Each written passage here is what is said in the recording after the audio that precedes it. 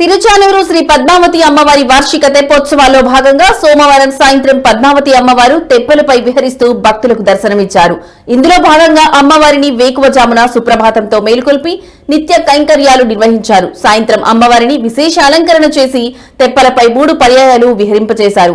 అనంతరం అమ్మవారిని బంగారు తిరుచిపై మాడ వీధుల్లో ఊరేగించారు. పెద్ద సంఖ్యలో భక్తులు స్వామివారిని దర్శించుకుని మొక్కులు తీర్చుకున్నారు.